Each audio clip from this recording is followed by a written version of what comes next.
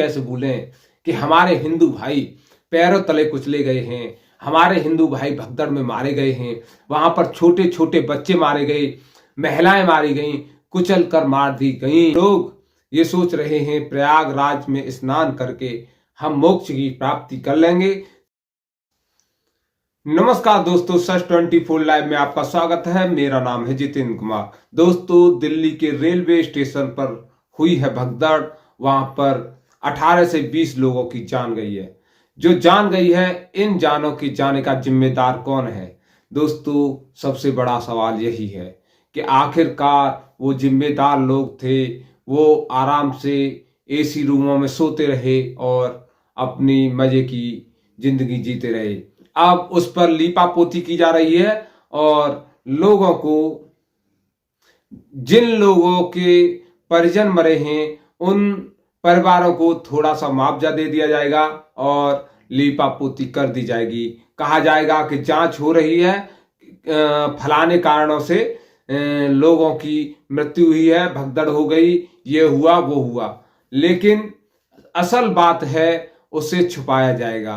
दोस्तों, सबसे बड़ा सवाल यह है, क्या गरीब और मिडिल तबके का इंसान इस देश में इसी तरह मरता रहेगा? आम आदमी इसी तरह मरता रहेगा या फिर कुछ बदलाव होगा?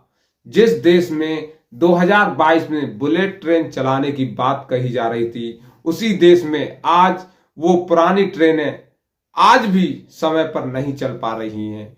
इसका जिम्मेदार कौन है? बड़ी बड़ी बातें करने वाले लोग आराम से बैठे हुए हैं, लीपापोती कर रहे हैं, लेकिन जिम्मेदारी कोई नहीं ले रहा। आखिरकार कब लेंगे ये लोग जिम्मेदारी?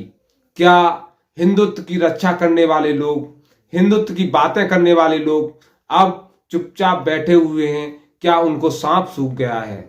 सबसे बड़ा सवाल यह है कि दोस्तों, मौत का सौदागर कौन है? इन मौतों की जिम्मेदारी कौन लेगा? तो दोस्तों, हम आपको बता दें, इन मौतों की जिम्मेदारी कोई नहीं लेने वाला। हम सबको मिलकर अपनी बेवकूफी के लिए दोबारा से सोचना पड़ेगा और ये जो सत्ता पक्ष के लोग हैं, विपक्ष के लोग हैं, यानी इस देश में जितने भी नेता हैं, उन पर विचार विमर्श करना पड़ेगा। क्या ये लोग जिन वादों के साथ सत्ता संभालते हैं, उन वादों को पूरा कर पाते हैं या फिर खाली 5 साल तक मलाई चाटने आते हैं और मलाई चाट कर चले जाते हैं, बाकी देश का भविष्य अंधेरे में छोड़ जाते हैं?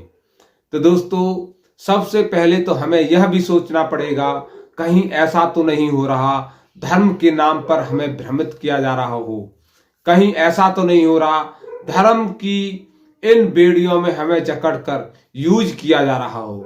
तो दोस्तों, आपको हम बता दें, जो हिंदुत्व की बात करते हैं, जो भगवाधारी अपने आप को कहते हैं, क्या इस दुख की घड़ी में कोई भी आपकी सहायता के लिए आया? या फिर जो लोग ये कहते थे कि प्रयागराज में हुई भगदड़ में मारे गए लोगों को उद्धार हो जाएगा, उनको मोक्ष की प्राप्ति हो जाएगी, वो लोग कहाँ हैं? उन्हें इस भीड़ में आकर देखना चाहिए। और जो तकलीफ भरी जिंदगी ये मिडिल क्लास जो जी रहा है, ये गरीब तबका जी रहा है, उस तकलीफ भरी जिंदगी को जीना चाहिए। वो बड़े बड़े मंचों से बड़ी बड़ी बातें करते हैं और हमारे हिंदू युवाओं को भ्रमित करने का कार्य करते हैं। जिस तरह से पहले प्रयागराज में भगदड़ हुई, वहां पर हिंदू कुचला गया, पैरों तले रौंदा गया और उसकी मृत्यु हो गई। क्या ये हिंदुत्व की मृत्यु नहीं है? जो लोग हिंदुत्व की बात करते हैं, जो हिंदुत्व को आगे ले जाने की बात करते हैं, क्या इसी तरह पैरों तले हिंदुओं को रौंद कर हिंदुत्व को आगे ले जाया जा सकता है? सनातन धर्म को आगे ले जाया जा सकता है?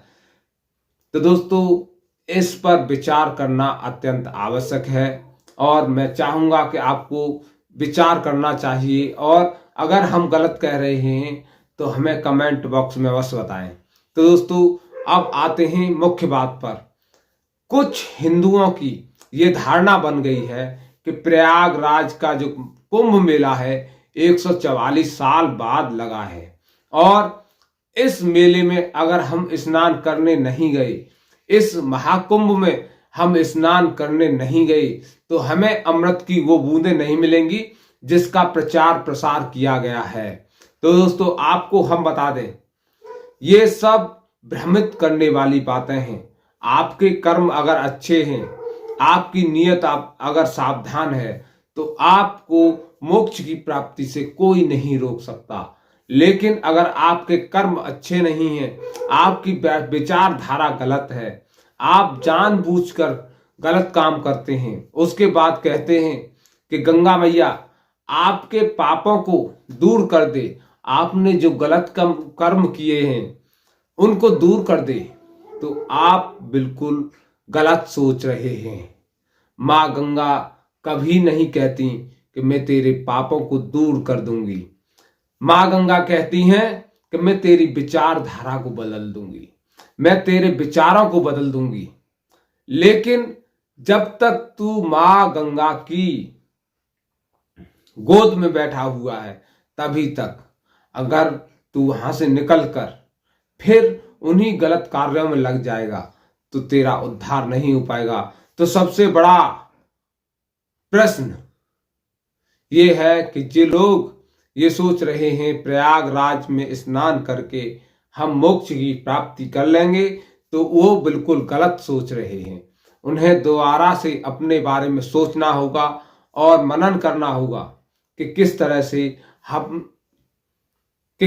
से हम अपने कर्मों को बदल सकते हैं और अपने कर्मों को बदलकर अपने आने वाले अगले जन्म को बदल सकते हैं। तो दोस्तों, हमें इन नेताओं के भ्रम में नहीं पड़ना है। नेताओं ने अपनी छवि बनाने के लिए और अपने शासन काल में महाकुंभ का इतना बड़ा आयोजन किया, इस बात को इतिहास में दर्ज कराने के लिए यह भ्रम फैलाया है कि कुंभ का ये पावन पर्व 144 साल बाद आया है।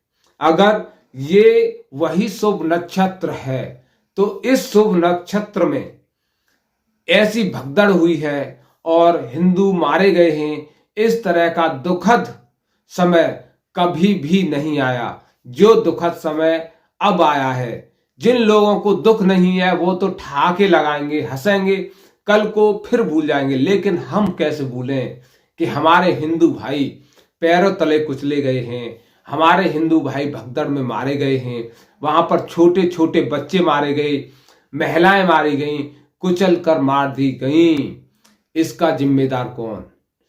कोई है जो ये जिम्मेदारी ले?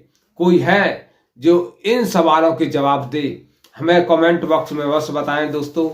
तो दोस्तों, दिल्ली के रेलवे स्टेशन पर जो दुर्घटना हुई है वह बहुत ही दुखद है, बहुत दुखदाई है, जिसके लिए हम संवेदना व्यक्त करते हैं। लेकिन अभी तक किसी भी मान्यवर ने, किसी भी जिम्मेदार व्यक्ति ने ये नहीं कहा कि यह घटना दुखद है और इसके लिए हम कठोर कार्रवाई करेंगे। जांच के नाम पर लीपापोती की जा रही है।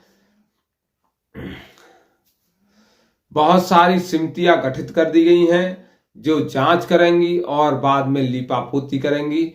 जो पीड़ित परिवार हैं उनको पता भी नहीं चलेगा कि इन जांच एजेंसियों ने आखिरकार क्या रिपोर्ट लगाई है, आखिरकार हमारे जो परिजन मरे हैं उनको न्याय मिले पाया है या नहीं मिल पाया है। तो दोस्तों, आप सोचिए, समझिए, उसके बाद कदम उठाइए।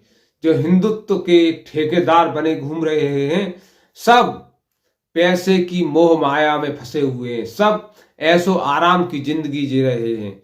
सिर्फ जद्दोजहद जिंदगी जीने की कर रहा है तो ये मिडिल क्लास कर रहा है, गरीब तबका कर रहा है, और इस गरीब तबके के लिए कोई नहीं सोच रहा है। आपने देखा होगा कुंभ का नजारा, वहां पर बड़े बड़े नेता गए तो उनको नहलाने के लिए महामंडलेश्वर जा रहे हैं, बड़े बड़े पीठाधीश्वर जा रहे हैं, और अंबानी जी के बेटे गए उनको नहलाने के लिए जा रहे हैं। लेकिन आप अगर कहीं मुसीबत में फंसे हुए हो तो आपको निकालने के लिए कोई भावा नहीं जा रहा है।